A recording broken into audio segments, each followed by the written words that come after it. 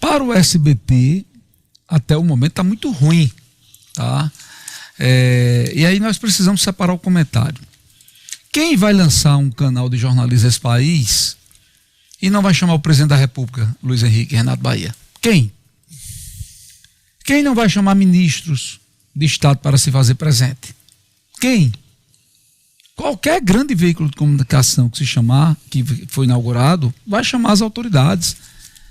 Quem vai botar um veículo de comunicação aqui no Estado e não vai chamar o governador? No caso hoje, Fátima Bezerra do PT. Eu acho que o problema do SBT sexta-feira não foi Lula estar presente, Luiz Henrique. Isso é de praxe. E infelizmente a gente está num país dividido, onde a razão está ficando de lado e está prevalecendo o ódio, a necessidade instantânea de lacração. Então, para mim está ruim para o SBT. Quem tem que calcular é eles, porque isso é colocado na balança, Luiz Henrique. Peraí, o prejuízo que eu estou tendo aqui de imagem está valendo a pena? Se tiver, bola para frente. Se não tiver, vamos reajustar aqui, refazer o rumo. Mas há um desgaste público grande do veículo de comunicação. É o assunto mais comentado do final de semana. E eu acho que o erro aí, Luiz Renato Bahia, não foi o SBT ter chamado Lula. Isso é mais do que normal. Eu acho que foi a forma que as autoridades foram recepcionadas quando chegaram ao veículo de comunicação. Eu acredito que, por exemplo, a primeira dama do país, a Janja, não precisava ter sido recepcionada como se fosse amiga íntima da família. Eu acho que talvez seja isso que esteja causando esse estrago ao SBT News, que foi lançado sexta-feira em São Paulo, com grande prestígio, presença de políticos de todas as vertentes, não é? De ministros a governadores de estados, a prefeitos, a presidente da República.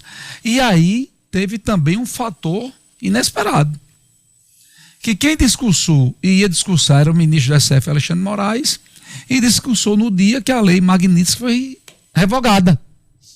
Então o discurso dele não foi para falar do veículo de comunicação, ele acabou indo para a liberdade de expressão e para passar recibo naqueles que, na visão dele, tentam atrapalhar o Brasil e tentaram persegui-lo. Vamos lá. Eu celebrava aqui na última sexta-feira e celebro o fato da existência de mais um canal. A sua audiência hoje você tem várias opções, isso é muito bom. Investimentos como esse são sempre muito bem-vindos, tem um time lá e tal. O contraste, Bruno, é com o próprio discurso de Fábio Faria. Fábio, que é o responsável por ter montado toda essa estrutura em 70 dias, como ele mesmo disse. Ele usa uma frase muito forte: o SBT não tem partido. E aí quando ele usa essa frase, e aí contrasta com esse tipo de recepção que você acabou de lembrar muito bem. É importante lembrar que o fundador do SBT, Silvio Santos, assim como Roberto Marinho, Adolfo Bloch, todos esses fundadores de televisões, eles coexistiram e coabitaram com os mais variados governos. O Silvio Santos, ele inventou o Minuto do Presidente durante o governo militar.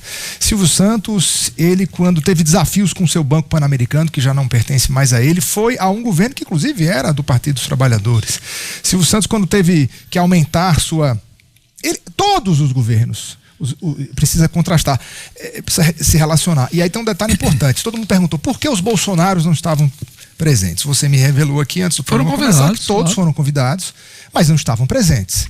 Então é de praxe, falou o prefeito de São Paulo, falou o governador de São Paulo, que é de direita, falou o ministro do Supremo, e é preciso lembrar, gente, Alexandre Moraes é o vice-presidente. Gilmar Mendes estava presente, mas quem discursou foi Alexandre, porque ele é o vice-presidente, não estando o presidente, discursa ele. Discursou Fábio Faria, discursou a CEO do grupo, que é uma das filhas de Silvio Santos. Então, Lula foi craque. Ele matou no peito. Ele falou durante 1 minuto sobre Silvio Santos e o que eles estavam vivenciando ali, e outros 6 minutos sobre a queda da Magnitsky e como ele conseguiu fazer isso. Bora fazer o seguinte, Guiba Melo, bora chamar na hora certa? Hora certa 96. Oferecimento Clique Massa, sua automação de atendimento e vendas no WhatsApp, Instagram e Facebook. Luiz, eu pedi para você pausar, são 12h25, um oferecimento Clique Massa.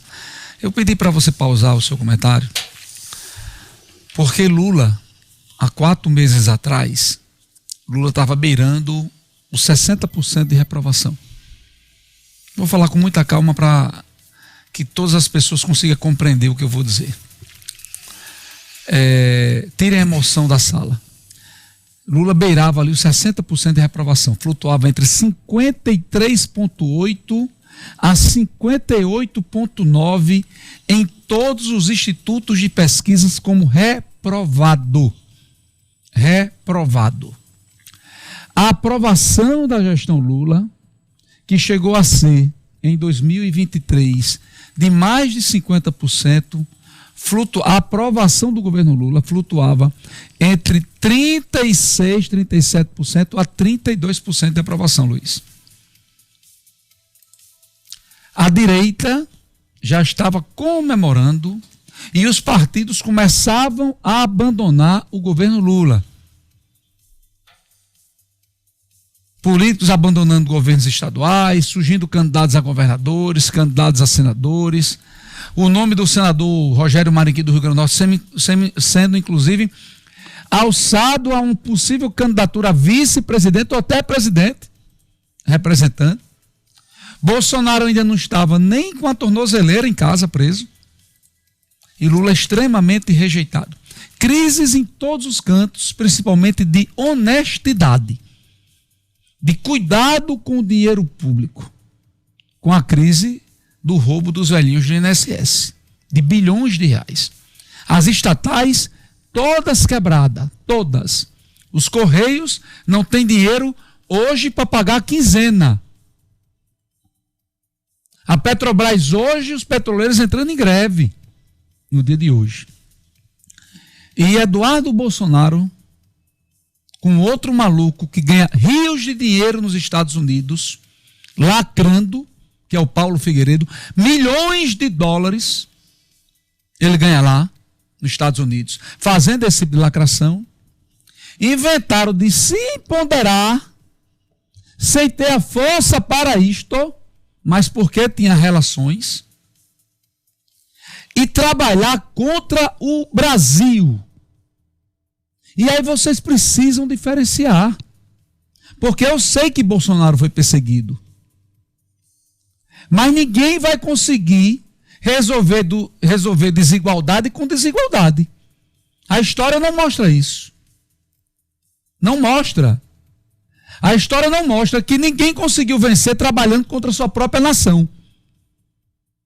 Então, mais uma vez, aloprados de direita deram a Lula, deram a eleição de 2022, porque Bolsonaro, presidente desse país, achou que podia romper com todo o status quo, dizer o que quisesse, fazer o que quisesse e que isso não teria custo político. Teve, e teve grande.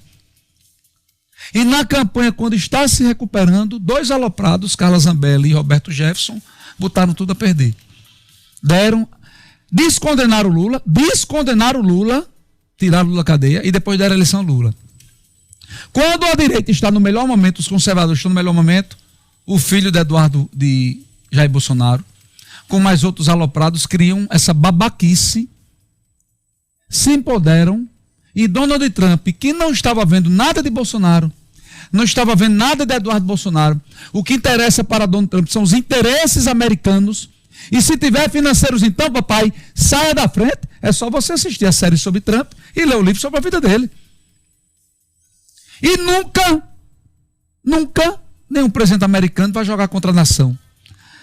Emitiu uma carta se fazendo de humano que era amigo de Bolsonaro, mas na verdade estava usando Jair Messias Bolsonaro. E eu disse isso aqui nesta bancada, que Bolsonaro não tinha força para tal, que Eduardo Bolsonaro sequer era recebido na Casa Branca, sequer tinha tido audiência direta com Donald Trump. O que é que acontece? Lula, que era extremamente desaprovado, vira o jogo, Luiz, e inverte a curva de aprovação e reprovação e passa a ser melhor aprovado que desaprovado. Começou a ficar ruim de novo.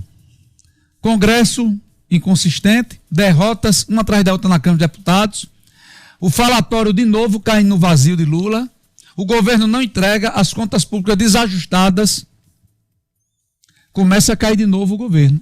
O que é que chega sexta-feira de presente para Lula?